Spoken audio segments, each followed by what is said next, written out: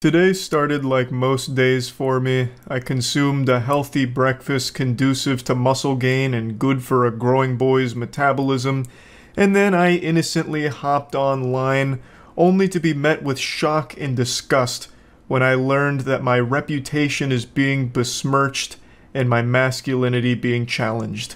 But my pride is not wounded. I hopped on Reddit and discovered that I'm being cooked like a Thanksgiving turkey right now. It all started with this post. It's a screenshot from a comment on a video I made over a year ago that says, "Charlie looks like when Deadpool gets torn in half and he grows back a baby's bottom half." And then in the comments they all start dogpiling on me. I'm getting attacked from all sides. I'm surrounded. But you know what? It's like Hulk Hogan said. Hulkmania is gonna run wild anyway, brother. Yo, okay, yes sir. I'd never tear a shirt this high quality. This is a moist white tee from moistglobal.com, so that's the reason it didn't tear. You couldn't tear this thing apart with a fucking chainsaw, it's so well made. So that's what happened there. But yeah, anyway, I wanted to come in here and tell you exactly what's going on here because I feel like the comment section was misled by this photo. This picture is just a bit misleading. The perspective on it's all cattywampus, and you know, they say a picture's worth 1,000 words, and all 1,000 words that this picture's saying are lies. So I just wanted to give you the truth and tell you what's going on here. And you know, I know you think you're so tough from behind your keyboard, talking that shit, but you wouldn't say it to me on the playground.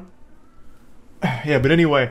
Let's get into why they're wrong and my legs don't look like baby legs. So I think it's pretty clear here that the comment section doesn't understand light refraction. So as we all know, light refracts whenever it travels at an angle into a substance with a different refractive index. This is called optical density. And what's gone on here is it's around 6 p.m., maybe 6:30 p.m. The sun's starting to go down a little bit. So the light's bending in all kinds of weird ways as we know it to do around that time frame.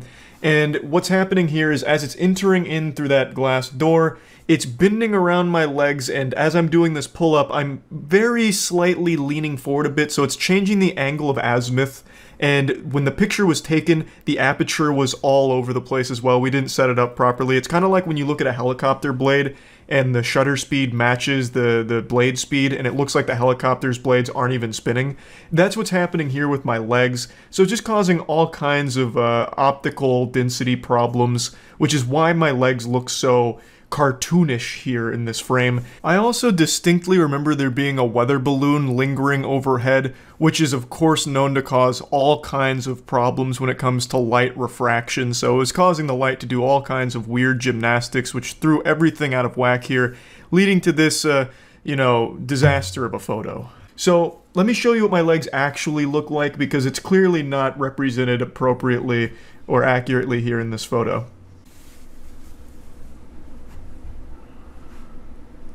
I'm giving you OnlyFans content for free right now, but look at these fucking thighs. I can crush 15 watermelons in between these tree trunks.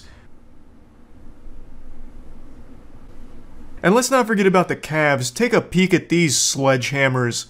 My god, looking like two fucking pristine filet mignons.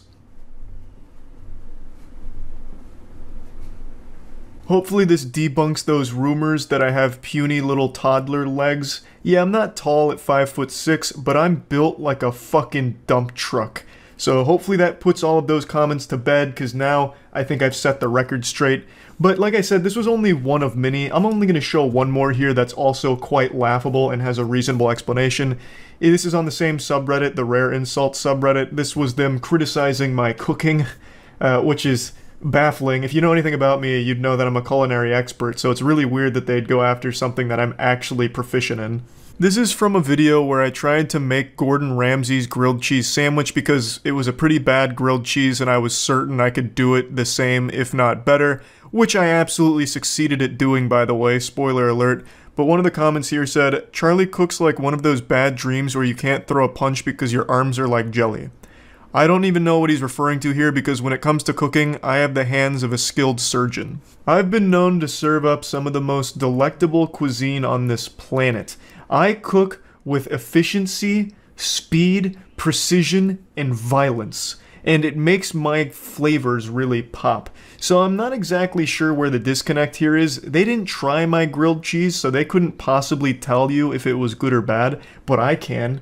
I can tell you that it was scrumptious. Probably one of the best grilled cheese sandwiches that's ever graced this planet, if I had to wager a guess. I exceeded Gordon Ramsay's rudimentary recipe. I was able to make it something truly special and unique, and for some reason I was still insulted in the comment section for it. Yeah, anyway, I just wanted to tackle some of these insults today. There was quite a few more, but these two were the ones that really jumped out at me as being very misguided and perhaps just misinformed, so hopefully I've been able to put these accusations to rest about my cooking being bad or my legs being baby-like. So anyway, that's about it. So yeah. This is a video I've debated making for years now, but I always just assumed that it was too personal and serious to be worthwhile. Like, you're not my therapist, so why should you care? This is quite honestly a didn't ask plus ratio moment. But I figured since I already kind of popped the seal off of this kind of content 5 years ago when I opened up about my OCD, I figured why not let this genie fully out of the lamp and talk about a mental problem I've struggled with since I was a kid. It's called hypochondria, and it's basically health anxiety but to an extreme level. It's health anxiety going insano style, fucking turbo mode, and for me personally it's had a massive impact on my life. It started when I was around 13 or so, roughly the same time period when my OCD tendencies really started to manifest. And as you can probably imagine, puberty was pretty miserable for me. While you were jerking your meat, I was studying WebMD. I knew about prion diseases before I knew about algebra. I would just stay up all night scaring myself with medical information and shit. Instead of like ghost stories and campfire spooky tales, I just read like PubMed articles on really rare diseases and death. And of course, this led me to believe that every little ache and pain and upset tummy was related to some life-threatening illness. And I'd force my parents to send me to doctors and get all kinds of tests, x-rays and CT scans and shit done that were obviously unnecessary, highly unnecessary, but they indulged me. I got so many CT scans done when I was a kid, I'm surprised I didn't turn into the fucking Hulk with all the gamma radiation or something. And of course, not only were they unnecessary, but it was highly dangerous getting that many tests and shit done. So it was counterproductive to my overall health as well. But I just couldn't help it. I had convinced myself that because I ate 2-day expired peanut butter, I'd contracted toxoplasmosis and I was panicking. I couldn't sleep. I'd just be in a constant state of anxiety, and it's all I would think about. And it's still like that to this day. Granted, it's a lot better now than when I was a kid. I no longer go to doctors for every single small ailment, because obviously I can rationalize it to myself now, but it's still something I battle today. In fact, the reason why I decided now is the right time to bring this up is because it's been getting fucking bad. I've been getting dump trucked by my hypochondria over the last week. I talked about it on stream last night, but I saw Jurassic World in theaters on Thursday. The movie's stinky, it blows ass, it's not great, but what was really awful was going to the theater for me. You see, what happened is, the movie was so boring in between the parts where the dinosaurs were doing things that I dozed off twice. Which is really rare for me, by the way. I usually never fall asleep during movies because even when they're super bad, I still find them enjoyably entertaining to make fun of. But this one was just excruciatingly uninteresting. It was like ASMR, but also with the Sandman throwing sand in my face and putting me to sleep instantly. This shit was just unbearable, so I dozed off twice. Not for long, obviously. I didn't get the blanket and pillows out and just call it a night. I had only, like, dozed off for, like, maybe 2 or 3 minutes total. But when I had woken up, it was during a scene in the snow, a plane had crashed, and I was pretty sure I saw a bat fly across the theater and go into the curtain next to the screen. And this sent me into an absolute fucking panic because I'm terrified of bats. And this isn't some, like, Bruce Wayne origin story, Batman shit. I'm afraid of bats because of rabies. I don't actually have, like, a bat phobia. In fact, the videos I see of baby bats and shit are kind of cute. But I'm afraid of bats in the wild because of rabies.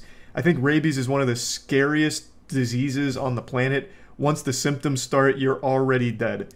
and there's nothing they can do about it. They have a vaccine that's a series of shots over the course of however long in order to like prevent the rabies onset, and it's 100% effective as far as I know, but they can't test if you actually contracted rabies. So they only do that if there's like a good reason for an exposure, like if you got scratched by a potentially rabid animal, bitten, whatever. But since I'm a goofy goober suffering from hypochondria, I have been constantly replaying the scene in my head for the last 48 hours and am convinced that while I dozed off, the bat may have bitten me, and I just didn't wake up from the bite. Because bat bites are invisible. When you get bitten by a bat, most people don't feel it because their teeth are so tiny and they don't leave any noticeable marks to the naked eye. So there's a chance that, and I've read stories of people who have been bitten by bats without waking up, and bats are the #1 transmitter of rabies. Most people who die from rabies are from bat bites that they didn't even know that they had. It's super fucking horrifying. So since Jurassic World Dominion was so boring it lullabied me to sleep, and I'm pretty sure I saw a bat, I have convinced myself that the bat must have gone full-blown like Agent 47 Hitman and bitten me while I was asleep and has given me rabies, and I've been freaking out ever since, wondering if I should just go get the shots to be safe. But even then, I don't think there's any self-respecting doctor that would hear this story and think, yep, that's rational. I'll set you up right now with the shots. They'd probably just admit me to a psych ward. They'd lock me up in Arkham Asylum if I told them this shit. Like, I know how ridiculous it all sounds. I even had to be talked out of going back to the theater, getting tickets to the theater, and trying to hunt down the bat myself like I'm the goddamn Ghostbusters. Like, I was even thinking like full-blown Looney Tunes where I disguised myself as pest control to try and find it for the theater.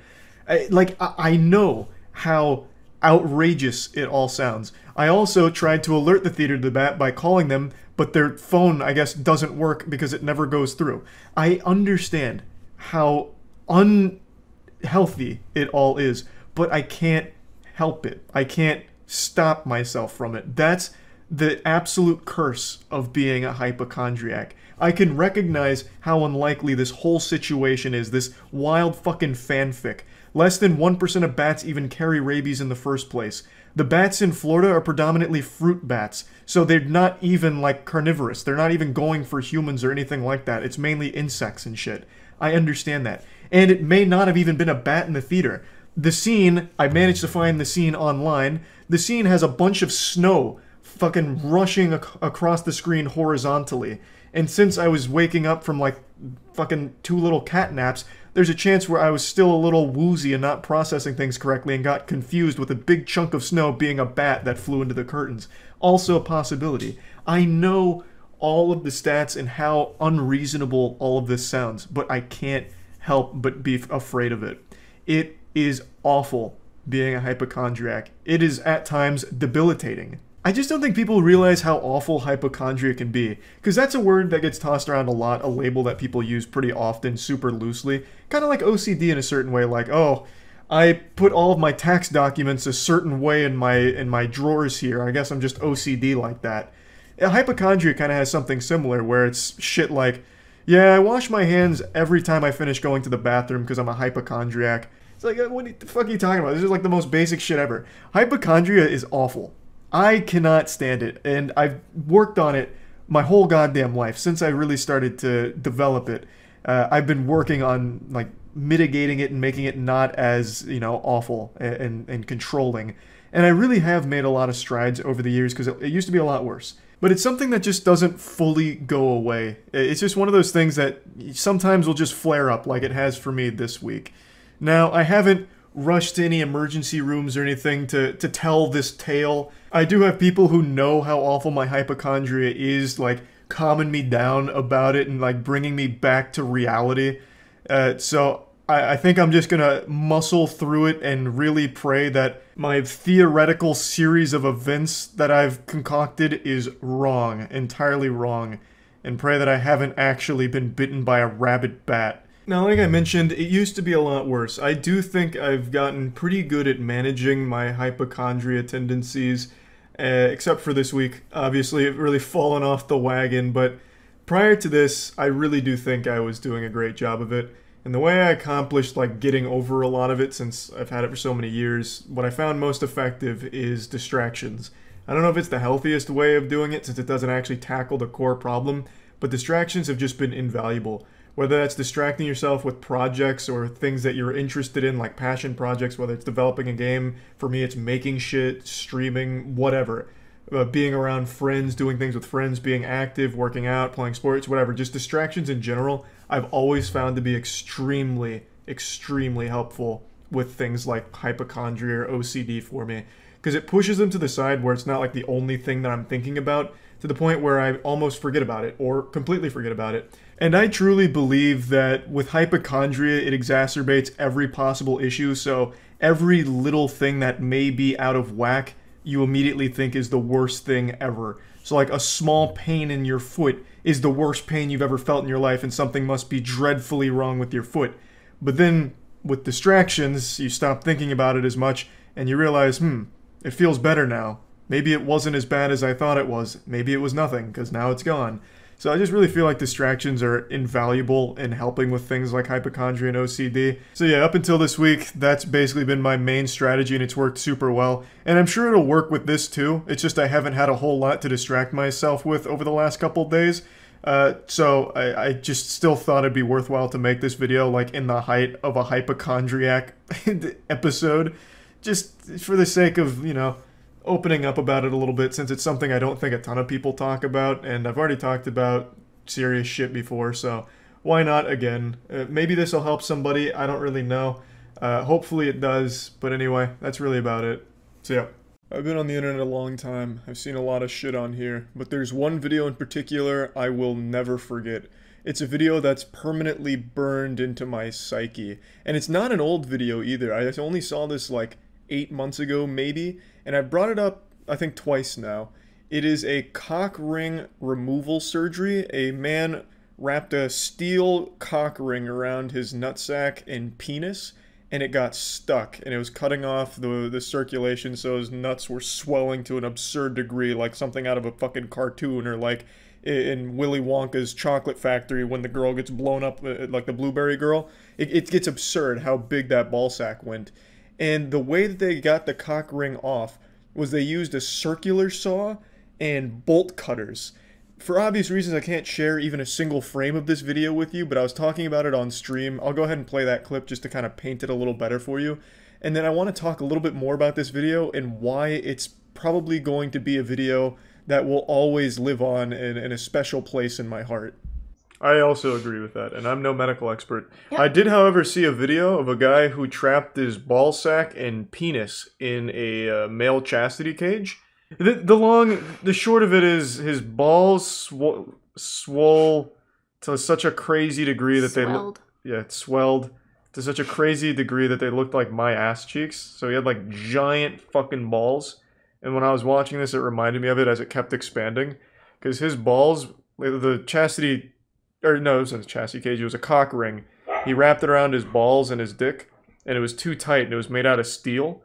So they just kept swelling and swelling and swelling until they were the size of basketballs. And I was watching the surgery to get it taken off. They had to use a circular saw on it, which was pretty hardcore. His dick was unrecognizable because all of the blood kept going to his balls, and it just kept going and going and going.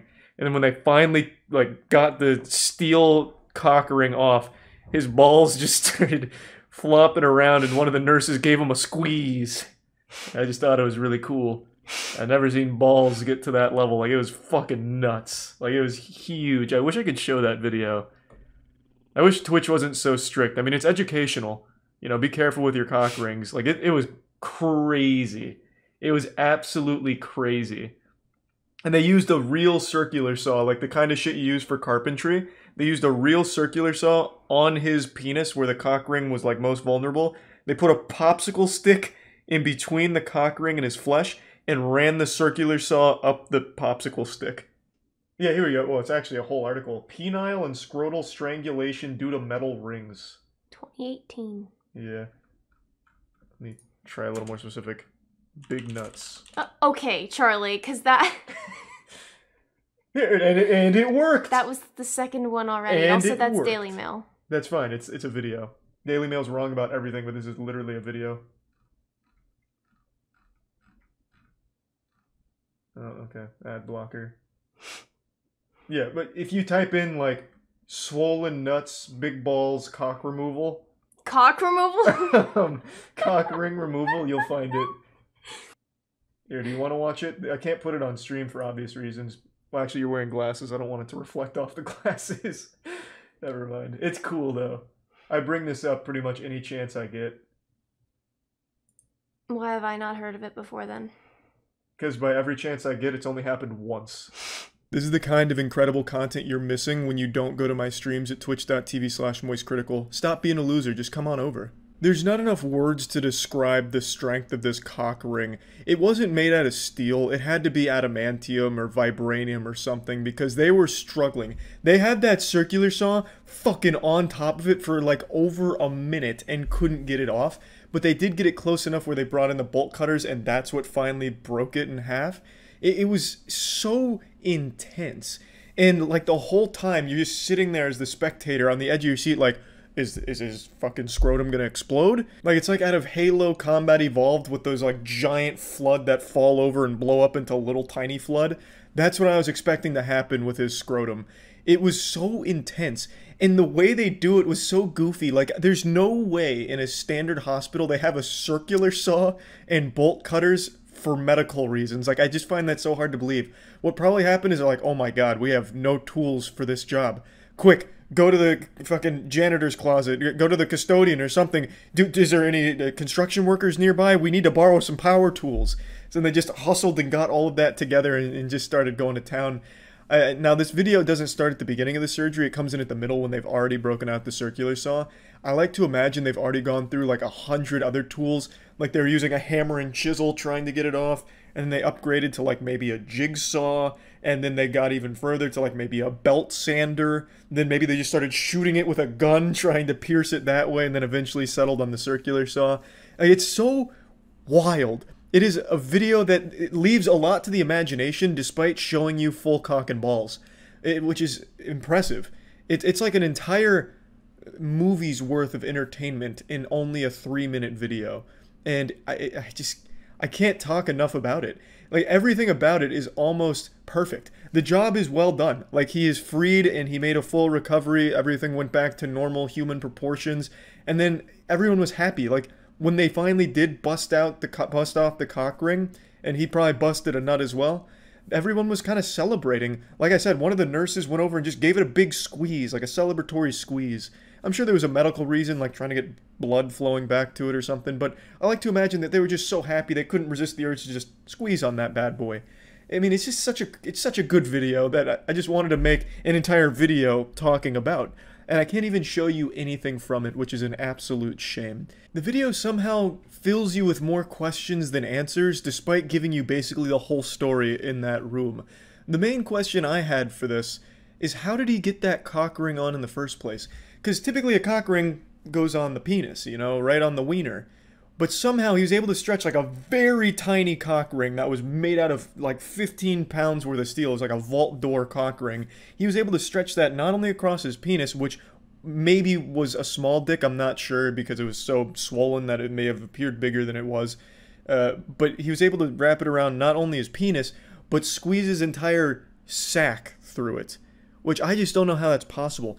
Clearly this isn't like a cock ring that's like snaps on or something. Because if it was able to snap on and off, they would have had no problem doing that. They would have absolutely found a way to snap it off and free it. He probably wouldn't have even needed to go to the hospital if he could just snap it off. Unless, of course, like a catastrophic malfunction occurred, like a hacker went in there and sealed it shut. But I don't think that was the case. I'm pretty sure it was a single solid steel unit that he stretched his penis and balls through. Which is incredible. Like, how is that possible? That's like an octopus squeezing itself through like a tiny crevice in a ship. I don't know how that could happen, because even a single testicle probably wouldn't fit in that ring. The ring is very, very small. When they finally freed it, I was shocked by like how minuscule it was. I was expecting it to be something like, you know, fucking you'd find on like mining equipment, you know, like a conveyor belt or something, like one of the gadgets and gears in there, but it wasn't. It was like something you'd find in your iPhone that just plopped off. it was really small, and somehow he's able to fit all of his shit in there. Like, all of his junk was able to get right through there, all of his meat. And I don't know how. This is like almost a paranormal video in that respect, because modern technology and science tells me, and like my understanding of physics tells me, there's no reality where he was able to squeeze everything in there. There had to be something more at play. Like, I don't get it. Maybe he was born with the cock ring, and then everything just kind of grew around it until eventually it reached this, meltdown point, and, it couldn't get blood anymore, so then he finally had to go to the hospital to get it removed. I don't know. But I just find it hard to believe that he was able to squeeze all of it through such a small ring like that. But anyway, again, I'm getting lost in it again because the video is just so baffling. But yeah, just again wanted to talk about it because it is still, to this day, probably the most memorable, wildest video I've ever seen. That's about it. See ya. Good afternoon, class. It's me again, Professor Wetty and Ready. So please put away your fleshlights and take out your notebooks because it's time for another lesson. Today's topic: is monosodium glutamate the worst thing human beings have ever created, 10 times worse than the invention of the atomic bomb? Was the Manhattan Project actually a government cover-up to hide the truth from the people? That the government was cooking up monosodium glutamate in those laboratories? So let's just get right into this shit. MSG, I'm sure you've heard of it, monosodium glutamate. It's become the boogeyman of the food industry. If you've ever looked at a food package, even glanced at it, there's a good chance you've seen MSG free on it. For some reason, the general population believes that you need to stay far, far away from MSG. It's the bully on the food playground that's gonna kick sand in your ice cream cone. It's gonna give you headaches, heartburn, cancer. It's gonna throw you in prison. It's gonna fuck you up for the long term if you eat even one thing with even the littlest trace amount of MSG in it. So food companies have come to understand that people will not buy products with MSG in it because of this fear of it. So what they do is they say, we've taken the MSG out, this is an MSG-free product, but now I'm going to throw this cold water on you and hit that tip of your penis with this lightning bolt of facts. The MSG is still in those products, they just hide it in other ingredients. So on the package you'll see MSG free on it, but if you turn it over and look at the ingredients and see tomato powder or yeast extract, that's MSG. They're hiding MSG in those ingredients, and that's totally legal, that's totally by the books. Now, if you've already thrown up because you've ingested MSG and now you're panicking, don't, because the fear of MSG is pretty unfounded, and I want to talk about it. So let's start with the basics. Monosodium glutamate was created in 1908. Why did it make its way into food? It wasn't an accident. It's not just because they wanted to make it unhealthy or something like that. A lot of people seem to believe that a lot of the ingredients in modern food are useless and they serve no purpose other than making them unhealthy. But that's bullshit. Everything in there has a purpose. It's not like they're just mindlessly tossing shit in there for no reason. Like, oh, hey Gary, why don't you take that handful of mulch and just toss it into the Lay's formula? Righto, Frank, would you like this Windex bottle in there as well? Why not? Everything in the modern food has a purpose. Monosodium glutamate has a purpose. Its purpose is to enhance flavor, mainly umami, which is one of the 5 basic tastes. Umami is savory. So now you know why it's used, but what is MSG? Well, its name implies it's the product of sodium and glutamate. What is glutamate? Glutamate's a non-essential amino acid, and that's found in fucking everything. You can't go outside without basically breathing glutamate. It's in all your foods, 100% in all of them. MSG is made from the fermentation of starches, and speaking chemically, there's no difference between the glutamate in MSG and the glutamate in just every other food. Only difference being MSG is a little bit easier for your body to access. Now let's get to why everyone seems to think MSG is the worst thing in the world for your body and that you're better off just popping cyanide capsules as opposed to having any amount of MSG in your body. It all stems from the fact that glutamate is an excitatory neurotransmitter, meaning it excites nerve cells, and that MSG leads to an excessive amount of glutamate in the brain, which can cause damage. Thus, it was given the name an excitotoxin. Then in 1969, there was a study conducted to show that MSG was harmful by injecting MSG into newborn mice, and it showed neurological effects that were harmful, as you would expect from fucking injecting MSG like a heroin addict. In 1996, there was a book called Excitotoxins: The Taste That Kills, published by Dr. Russell Blaylock, and in this book he basically just says that an excessive amount of glutamate can destroy nerve cells, and not just in your brain, just in general. And that's a true statement, yeah. But that's kind of fucking obvious, because if you megadose on anything it can cause harmful effects. You can fucking die from drinking too much water, so obviously megadosing on something is going to cause some harmful effects. However, dietary MSG, the MSG that you ingest through eating shit with MSG in it, has little to no effect on the human brain because it can't cross the blood barrier in large amounts, So then why, when you tell someone MSG isn't bad, that they damn near slap you in the face because they have had a personal experience with MSG where their entire family was eradicated due to that MSG menace? Well, actually, that's kind of true. It didn't kill your family or anything. It didn't do anything super harmful, but it is true you can have a sensitivity to MSG. There's studies that have confirmed that some people just have an inclination to have some negative effects to it. Nothing too severe, just a bit of nausea and headaches and some flushing of the face, but enough to where you'd be like, alright MSG, fuck you. Another thing that's often associated with MSG is obesity. If you even touch MSG, you're gonna gain 5 pounds immediately. And really, there's just no decisive conclusion on this one, because some studies say that it fills you up faster, thus you're not going to eat as much. Others say the exact opposite, so it's really split. However, if you want my opinion on it based on the research I've read, I think it does increase the likelihood of gaining weight because the foods with MSG are typically the junky foods that you're going to have a hard time putting down. Thus you're going to eat more of, thus you're going to gain weight. However, one thing's for sure, MSG itself doesn't put pounds on your body. It just makes things taste better. Now just to wrap it all up, MSG is not fucking bad for you. The fear of MSG is completely irrational and based on pretty much nothing in my opinion. For some reason it's just become the accepted norm in our society where if you don't recognize what's on the ingredients label that it's inherently bad for you. Oh, green grass is in this bag of seaweed. Okay, I've seen green grass. This must be healthy and natural.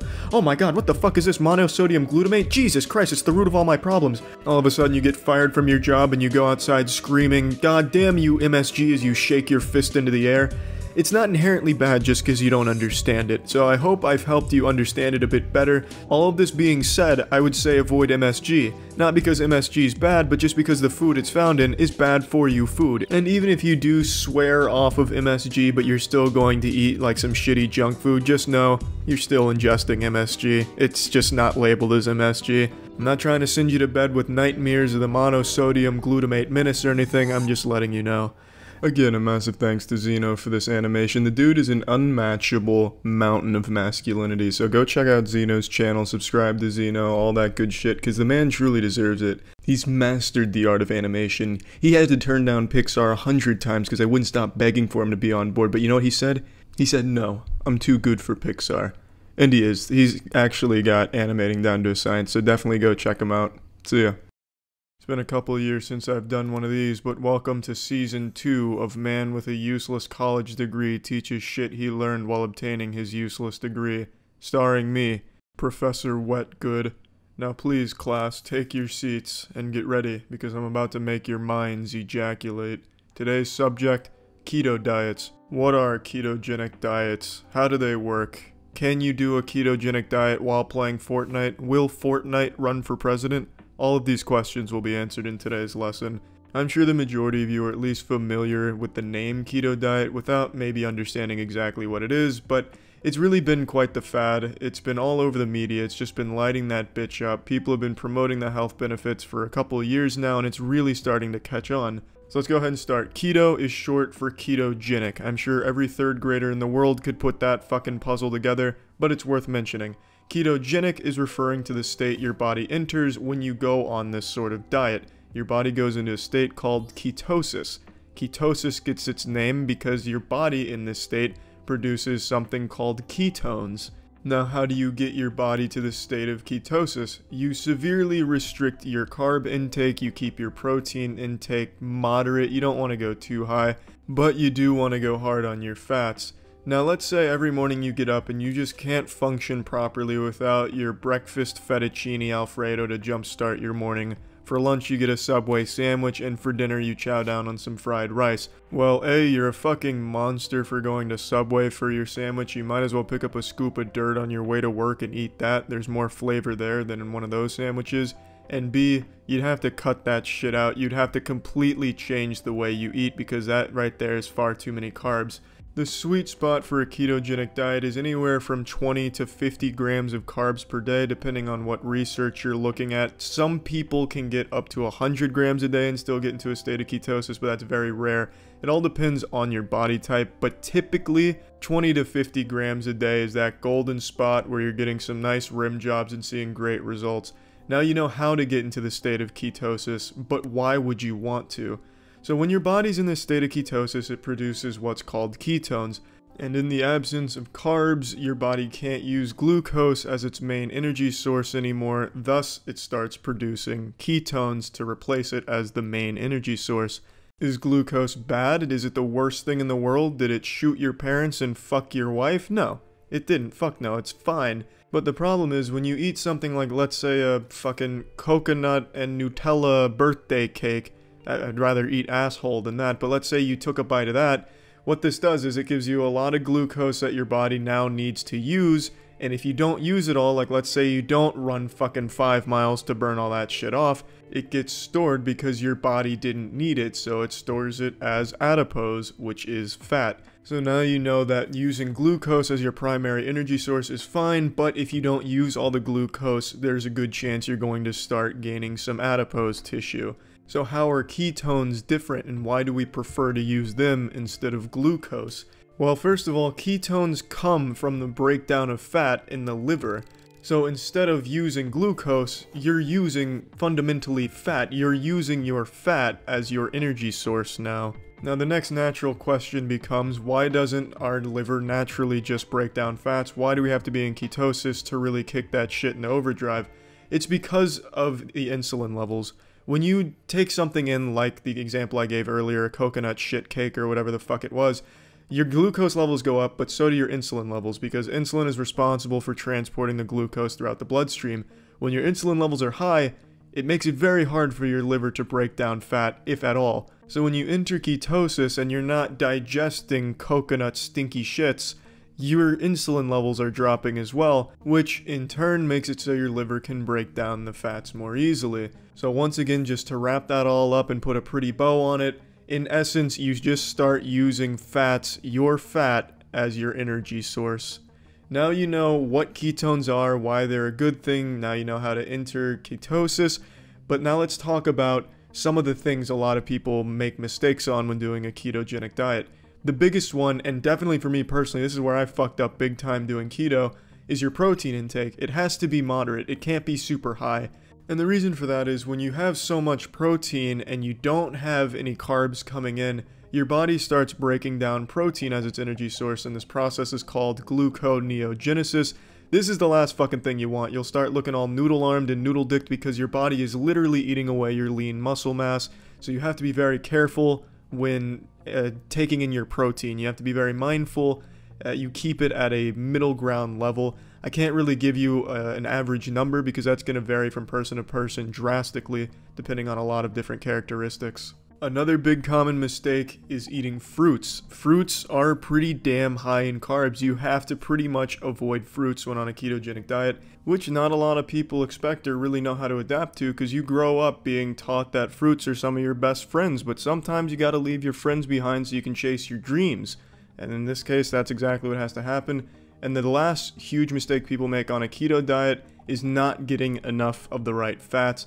If you're not taking in enough fat, you're not going to be burning fat. You're just not going to really be succeeding in a keto diet. So you have to make sure that you're eating a lot of fat. And for some people, that's pretty hard because you grow up being taught that fat is the schoolyard bully, the playground bully that's just going to shove your face into the mud pies and make you fat. Which, I'd like to say right now, is 100% bullshit. Fat does not make you fat. That myth was started about 50 or 60 fucking years ago when obesity really started to become a problem because of all the sugar in the food, and people started to take notice. So then companies that used a lot of sugar in their shit-ass products started to shift the blame onto fat instead of the sugar to keep sugar looking innocent, and for some reason that still persisted where people think fat is an inherently bad thing. So to put it in Harry Potter terms, the Harry Potter universe, fat would be the Professor Snape.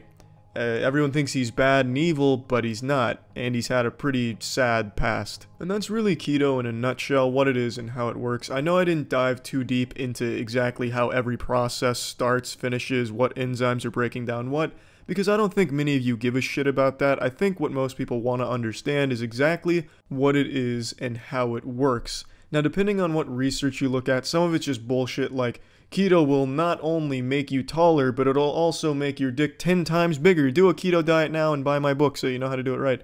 Obvious scams, don't fall for that kind of shit. But there is a myriad of other health benefits besides just fat loss. Insulin levels are reduced, and then there's other studies that say that You know, your mental focus is improved, blood pressure is improved, a whole bunch of different shit. I highly encourage anyone out there that's curious about a keto diet or thinking of starting one to do your own research and learn how to do it the right way. But yeah, that concludes this lesson, so class is dismissed. Big thanks to Zeno for the professional as fuck animation to really take today's lesson to the next level.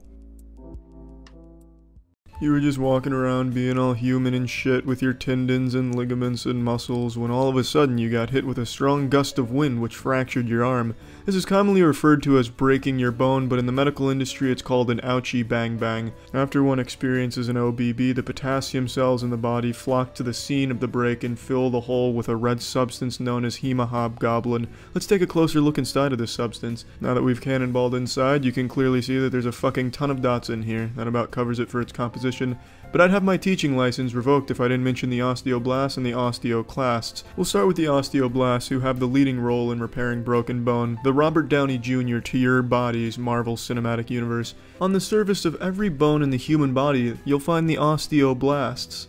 I'm just kidding, you fucking nerd, it's the osteoclast. Did I have you going? Are you that fucking stupid? You just got osteo outclassed. These boring losers here are the osteoclast. They look like a tomato-covered Ditto from Pokemon.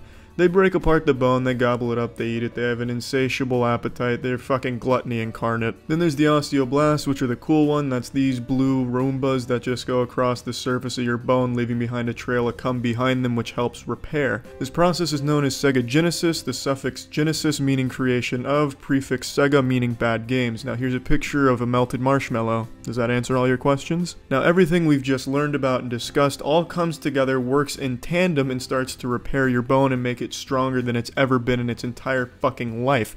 Now as we zoom out here, you'll notice that you don't even end up being the same person anymore. After this process is complete, you become Homer Simpson.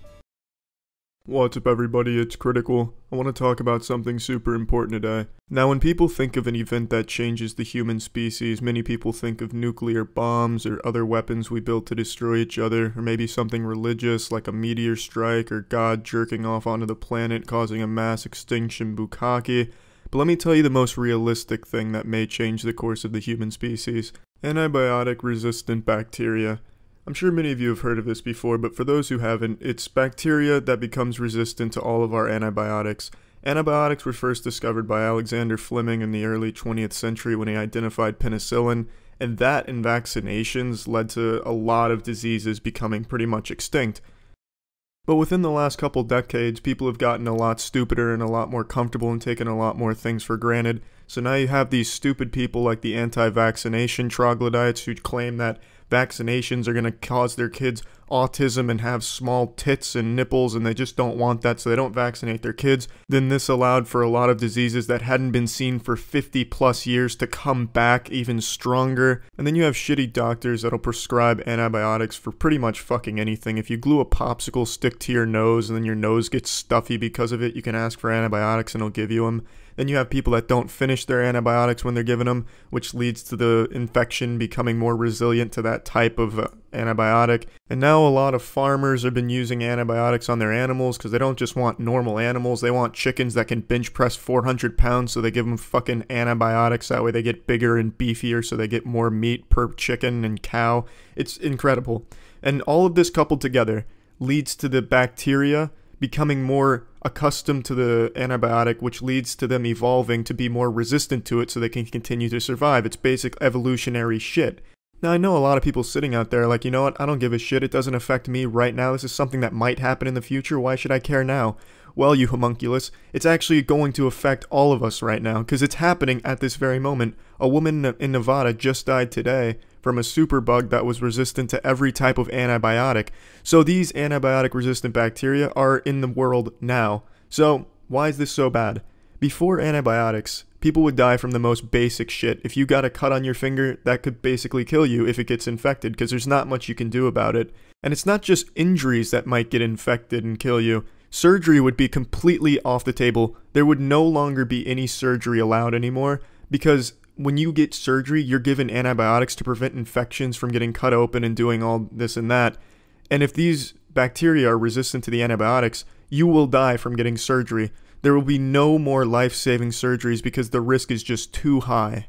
And it's not even just huge, big surgeries that would be out of the question. The smallest shit, like getting your wisdom teeth taken out, boob jobs, those would all be off of the table. Porn star titties would be small again. Most people out there probably are hearing what I'm saying and going, you know what, it doesn't really matter. We're so smart, I'm sure we'll find more antibiotics. Maybe, but there's a really small chance of that. There's a really good chance that there's just no more antibiotics to be found, that this is the limit. I don't think the majority of the 7 billion people overpopulating this planet understood just how important antibiotics were. I'm using it past tense because it seems like they're not going to be effective anymore. We're already seeing a lot of bacteria that's resistant to certain antibiotics, just not all of them yet until today, from the Nevada woman who died from one who was completely resistant to all of the antibiotics. So what's the point in me telling you all this scary shit? My channel's dedicated to playing shitty video games and making weird videos.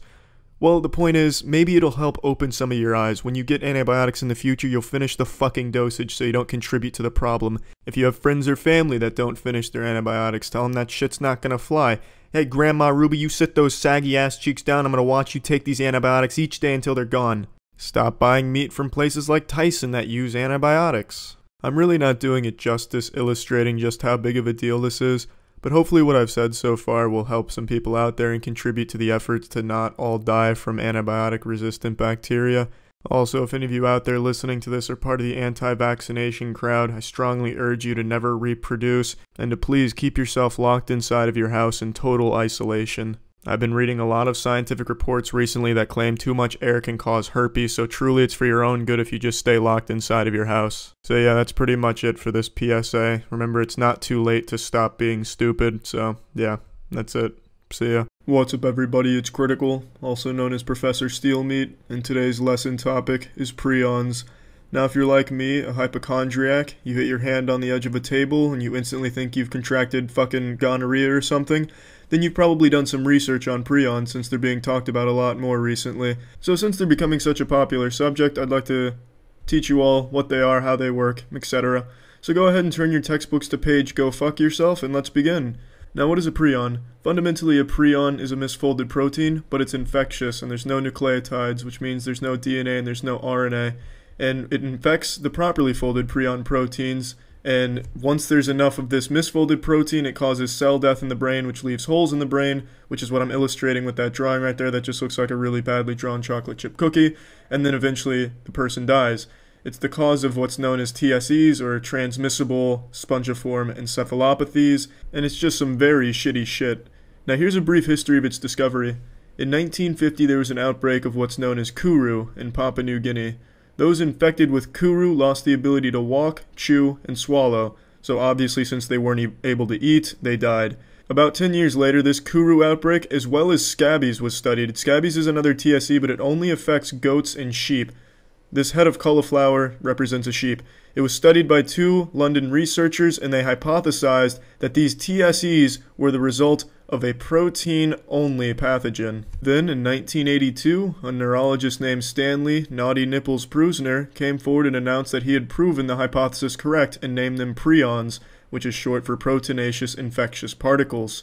Now, that's a brief history of how prions were discovered. Now let's really get into what they are. Now there's 2 things here. There's PRPC, which is normal, and PRPSC, which is the misfolded version. PRP is just short for prion protein. Now everyone's body has PRPC in it, although no one understands exactly what PRPC does for the body. And I clearly don't know how to draw the fucking thing. It looks like a wacky, waving, inflatable, tube-flailing arm man, or whatever they're called. But that's the best I can do, and that's basically what PRPC looks like, and there's usually no problems with it, and it's completely normal, although no one knows its exact function. Maybe it makes you shoot cum further, maybe it makes your teeth whiter, maybe it's fucking Maybelline. No one has any idea, really. Your guess is as good as everyone else's.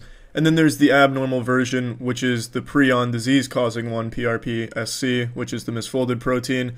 And it's also poorly drawn. I'm not very good at drawing shit, but that's kind of what that looks like. This shit causes a lot of scary shit, like fatal familial insomnia. This is another really bad drawing, I know. It looks like he's laying his head on a bar of soap. I'm sorry, I'm a horrible artist, but I'm doing the best I can. Now, fatal familial insomnia affects the person's ability to sleep, eventually making them completely unable to sleep, which leads to extreme weight loss. This giant shoe is supposed to be a scale, and then eventually death. Now, it's not just them wide awake and not able to sleep. They beg to sleep. They are just perpetually exhausted and craving sleep, but their body just will not let them. It's a horrible disease, and there's a lot of other horrible diseases that this causes, such as Creutzfeldt-Jakob disease, which I'm drawing here, and also the one most of you have probably heard of before, mad cow disease. It also causes something in deer called chronic wasting disease. It just causes a whole bunch of shit. That's a very sad cow. Mad cow disease was a very sad time for cows, and everyone else. Actually, you know what, real quick fun fact, there's only two things in the entire universe. There's cows and everything that isn't a cow, so that really affected a lot of shit when that was going around. So let's talk about how this PRP-SC spreads to the normal prion proteins. This is very haphazardly drawn, I just wanted to quickly show how it does it. So the misfolded protein comes in contact with the normally folded protein, and it's able to actually infect it and turn it into another PRP-SC and completely get rid of the normal folded one. And it does this numerous times until they all form a long chain called an amyloid fiber. Now this amyloid fiber is toxic to the surrounding cells in the brain, so what happens is it starts to kill off all the cells surrounding it. Yes, I know this looks like a tit with tentacles coming off of it. It kills all of these cells, and then these cells get cleaned up, but the amyloid fiber stays. And once these cells are cleaned up, it leads to holes in the brain, and those holes obviously aren't good, and that leads to diseases. But the amyloid fiber continues to multiply until there's pretty much nothing left of the brain. Now, how do you contract one of these TSEs? They've identified 3 ways. You consume contaminated meat where the animal had a prion disease, thus you would get the prion disease. They also believe that there's just a genetic mutation that can occur that can cause the prion protein to misfold. And they also believe that there's just a random chance that the prion protein will misfold, thus giving the person a prion disease. Now, I'd like to point out that contaminated meat isn't an issue of ill-prepared meat. You could cook that motherfucker to a block of charcoal and it would still not get rid of the prion disease if the animal the meat came from had it. So, let's talk about that. These prions are extremely difficult to get rid of. Dynamite wouldn't blow that shit up. Here's a prion taking a bath in a volcano. It would survive that and spit in the volcano's face. Alcohol and bleach doesn't kill prions. They are extremely difficult for scientists to get rid of. Autoclaving, boiling, alcohol, radiation, none of the standard methods work on prions. But in all honesty, the volcano thing and the dynamite was a bit of an exaggeration. You can actually burn prions and get rid of them. It breaks the peptide bonds and the prions are destroyed. But that's not exactly practical. You can't light someone on fire or light an animal on fire and say they're cured of the prion disease. It doesn't work like that. So yeah, they are extremely difficult to get rid of in an organism. Now, one last thing I wanted to touch on the subject of prions is a lot of scientists and researchers don't believe prions either exist or exist in the way that they are said to. Since prions don't have any nucleotides, DNA, RNA, they believe they can't possibly exist by themselves and be causing these as solely proteins. There must be something else at play, so they discredit a lot of the prion research and say it's hogwash. They say it's poop shit. They say a lot of shit about it. So I just wanted to point that out, that there is a debate on whether or not prions A exist or B exist like they're said to. And yeah, that's about all for prions. Some really horrible shit. And that's all for today's lesson. Remember to wish Professor Steelmeat a good day, and class is dismissed. See ya. What's up, everybody? It's Critical. I'm going to be teaching you all about carbohydrates, what they are, and how they're used. Now, this is something I've never done before. I've never taught a lesson or anything of that nature, but recently I've been reflecting on all of my college courses and all of the useless knowledge that I have. And it's not really useless, just useless to me. I've completely lost interest in my field, which was exercise physiology and basically anything biology related. So I have a lot of knowledge in that area, but I know I'm never going to use it, so I kind of thought, well, maybe I could pass it on to all of you and it might be useful to you in some way. So I decided to make this lesson about carbohydrates because there's a lot of confusion surrounding them and a lot of conflicting information regarding carbohydrates, so I figured I'd take that shit and turn it into a nicer shit. So here we go. That's my hand right there. It's held my wiener more than a few times. Now, the incredible thing about hands is I can write words with them, like carbs. So carbs are your wheat, your bread, your pasta, your rice, shit like that. That's a bowl of rice in case you couldn't tell. I know it looks like a fucking Jackson Pollock, but I'm not the best artist, but I'm trying my best. Then you have your fat, which is things like peanut butter. Your protein, which is your meats, like chicken. This is obviously a picture of a chicken. I know it looks more like a dinosaur without arms suffering from extreme scoliosis, but trust me, it's a chicken to represent protein. And these three make up your macronutrients. And these are crucial to your survival, pussy fart. Now let's break this down a bit further. Carbs will give you 4 calories per gram, fat will give you 9 calories per gram, and protein will give you 4 calories per gram. They're not all digested the same, they're not all absorbed the same or used the same way, but we'll get into that another time. I'm going to focus on carbs for this, I just wanted to give a brief overview. Now, what is a calorie? Well, a calorie is the amount of energy required to raise the temperature of water by 1 degree Celsius. Now, I don't want to go into too much detail on all this, I just wanted to briefly touch on it. So carbs are the primary source of fuel for the human body. They're the most easily used nutrient for energy. They should make up anywhere from 45 to 65% of your daily amount of calories. As clearly indicated by this drawing, it gives you some fucking energy. I know it looks more like this man's eating bread and is about to be hit by a surprise tornado, but trust me, he's eating bread and he has energy. That's what I'm trying to represent here. Now, carbs are the first thing your body uses for energy, but if you're lacking in carbs, it'll turn to fat. Fat will be the second thing it burns for energy, much in the same way it does for carbs. It goes through a very similar process. Now, if you don't have a lot of carbs and you don't have a lot of fat, your body will resort to using protein for energy, which it does not want to do.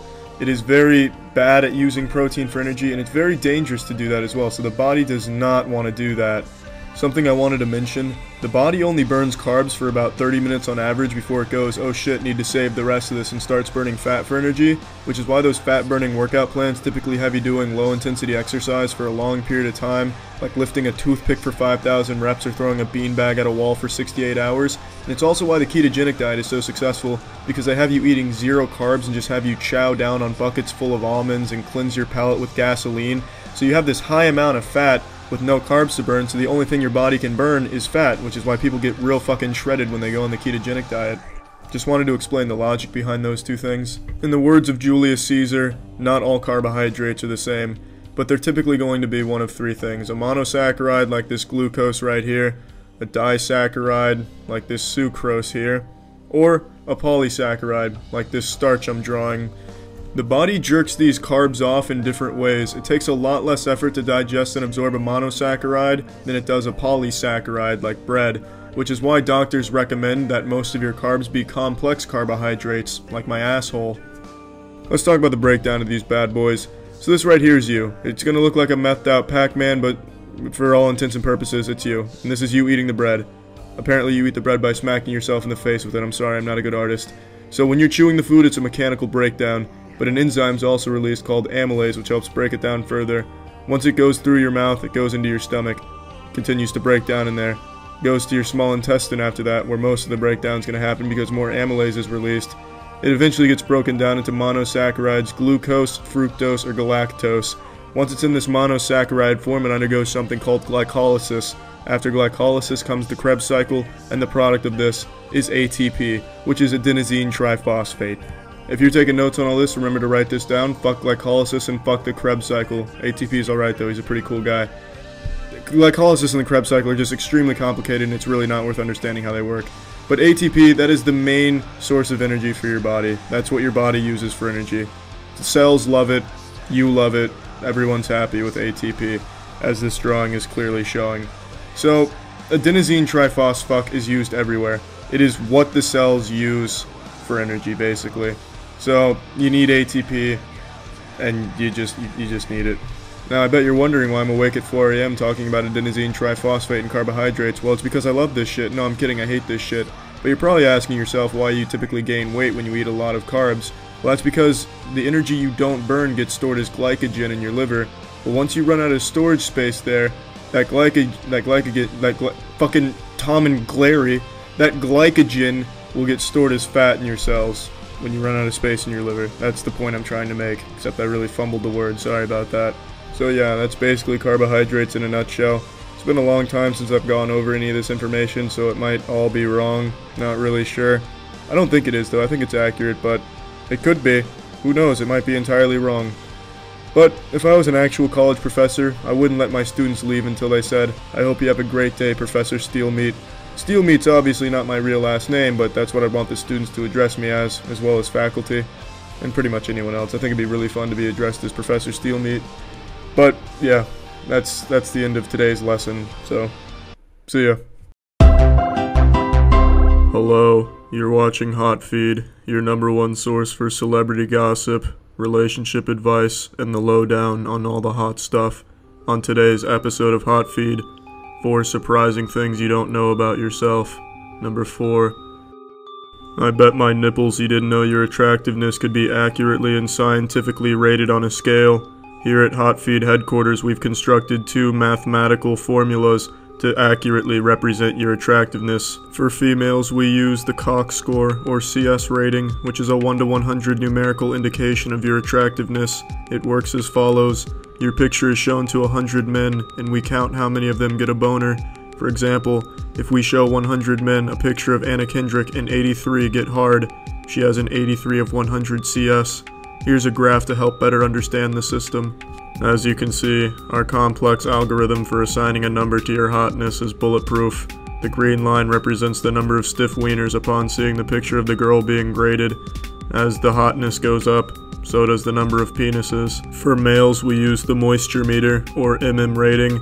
The moisture calculator is a little more complex, so I'm going to need to explain it a little bit more. We show 100 women a picture of one man and then weigh their wet panties. We then weigh them again after they've dried. Then we subtract the initial wet weight from the dry weight and multiply that value by 100, which gives us the moisture percent. Now, we have to get the average of all of this, and then we take that average and then put that on the graph. Now, anything 90% and above means the panties were fucking soaked, like they were caught in a tsunami. But reaching 100, that shit's impossible using our formula. Now, I know I'm showing 100% on this graph, but that's just for shits and shitting. But it just can't happen because you need the panties to weigh nothing, so you divide the initial by the initial. But panties are always going to weigh something. Even the driest, dustiest old pair of panties, your grandmother's old undergarments from 1814 that haven't seen action since the Prohibition, are still going to weigh something. So you cannot reach 100 using this, but it's still probably the best way to assign a number to a man's attractiveness. It's not as bulletproof as the Cox score, though. Number 3, the third thing you don't know about yourself. It is not only possible, but extremely likely that you and everyone else in this world is living in a computer simulation run by a much more advanced species on the outer rim of space. This theory has been getting more and more attention recently because it keeps getting harder and harder to prove it false. In fact, most of the new things we're learning about the universe actually point to it being the truth. Now, I don't want to dive too deep into this, but if you want to learn more, you can just type in simulated universe theory and there's thousands and thousands of documents and sources that cover it. Here at Hot Feed, we just like to open your eyes to some real heavy shit. Or maybe it's not real, and maybe it's not heavy, maybe it's not even shit. If this is actually a simulation, none of that actually exists. Maybe shit is a really different thing in the actual reality. But for now, this is still real, it's heavy, and it's shit. Number 2.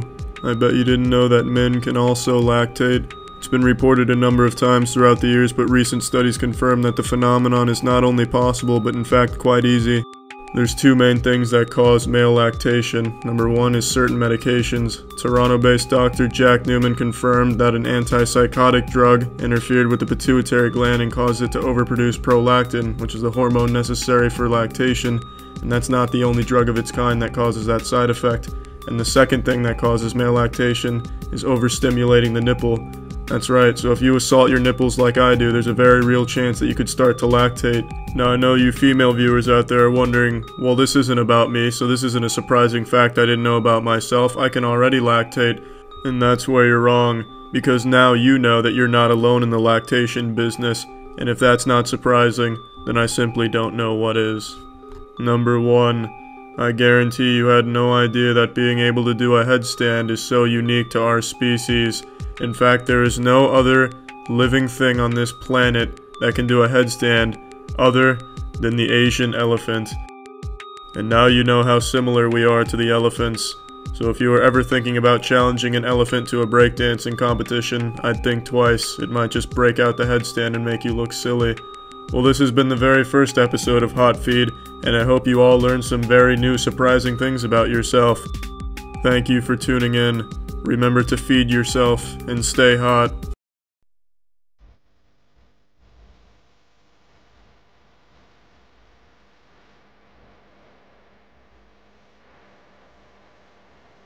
According to the first result when I googled average male and female body, this is what I was given. Not the model, I'm using a body visualizer, but the numbers. I plugged the numbers I was given into this body visualizer, So this is what your average American female looks like without clothes on. She wouldn't necessarily be blue, and she'd probably have nipples and hair. The man would probably have a penis and whatnot. But this is the body composition of your average American male and female. Now let me ask you, do you find these bodies beautiful? If you were trapped in a cave with these bodies, would you rub up against them for heat? Most of you would probably say no, they're average bodies. So what do you find to be beautiful? Is this your ideal male body? Another wienerless man, but it does represent a muscular man. He's in good shape. Is this the ideal male body? Is this beautiful? Is this what people want? What about the female body? Is this the ideal female body? Sorry, the picture's a little big, so I gotta scroll up and down to show it. But is this the ideal female body? I don't think so. I think there's more to the human body and beauty than what society has told us is beautiful. Let me show you something here. Is this alien-looking physique not appealing to you? Is this not beautiful? If you saw this thing on the streets, would you stop and say, oh my goodness, one of the Greys from Area 51 escaped? Or would you stop and say, sir, you look very cute today? I would say he looks cute. Now let's adjust a little bit. Let's really push the boundaries of beauty. Let's see if we can make this... Oh shit, it's female. I completely forgot. Nevertheless, male, female, does it really matter? Why does this person have to conform to society's gender roles? This is a beautiful woman. Look at those legs. You see how they're corkscrewing around each other? Look at those tits. Those are huge tits. Who doesn't like huge tits? But focus on the legs. The legs are important. Do you notice how the patella is the only thing left there? Beautiful. If a woman wants to look like this, she should have every right to look like this without fear of ridicule and being deemed not good looking. I think any woman should be able to look like this right here. No strings attached, no judgment. Look at those legs though, they are really wrapping around themselves. And now she looks like a rotisserie chicken. Who doesn't like rotisserie chicken? This is a gorgeous woman. But I bet the majority of you don't think she's as stunning as I do, because of what you were taught growing up. Well, let me tell you. She is flawless. She's healthy at least, if nothing else. Whereas those supermodels starve themselves to look good. This woman didn't do that. She put all of her weight strategically targeting her legs. Now she can probably run faster than most automobiles. This is really fucking cool, watch this. When I deflate the titties, the mouth closes. When I inflate them, it opens it up again. It turns this completely normal looking woman into the Green Goblin. I've created a new member of the Ginyu Force. Oh my goodness. This is incredible. This looks like Siddhartha. Oh, shit. Shrugging his shoulders now, getting some trap work. I've now moved his asshole up to the middle of his back, too. I'm still using the female. I keep calling it he. This is a female. Alright, folks? Get it through your thick skulls. This is a female. Got a tongue sticking out from underneath her tits, too. Belly button got moved up about 12 inches. Absolute beauty. Let's fiddle with the average male. Kinda pudgy, right? Not your ideal body type. But what's it fucking matter, alright? This is a good-looking man. He exercises 0 hours a week. Not everyone has to try that hard to look good. Like this guy, this is a good-looking human being. Got a little shark fin sticking out from his gonads. Parasite about to bust out of his gut. Asshole has folded into itself. The ass cheeks have collapsed into some type of vortex. Scrotum's formed a propeller. This gentleman's got the body of a Greek god. Now I'm getting a little sidetracked here, showing you all these good-looking things. But the point I'm trying to make is there's more things that are beautiful than just what you see in magazines and on TV. For instance, what I'm showing you here. And if I had the option, I'd be putting hair on all of these models. I'd have this bitch right here covered in hair. I'd have his eyeballs with hair all over them. He'd be the hairiest thing you've ever seen. Well, let's make him belly dance. Why, you like that? Do you like this belly dancing? Do you like that? Perfect. Another great looking human being. His head is held up by that toothpick in between his shoulders. His body resembles Play-Doh that's been stepped on. He's got a piece of skin floating behind him, because it has nowhere else to go, I guess. Perhaps this man is a bit too skinny. Behold, the old Bowflex salesperson. You too could look like this if you exclusively do the bench press and eat cottage cheese. I believe I've pushed the boundaries of beauty a bit too far. This thing is wearing football pads. It looks like a freshly opened oyster. Look at that, like, puddle of mucus in front of its face. It's got like a seagull's beak underneath him, too. All things considered, though, this is still a good-looking man. Now the point I'm trying to make is society should not mold your definition of beauty. It should not give you glasses that tell you what's beautiful and what's not. You should break those glasses, shove them in your asshole, and shit them back out just to break them again. Beauty is a lot more than you think it is.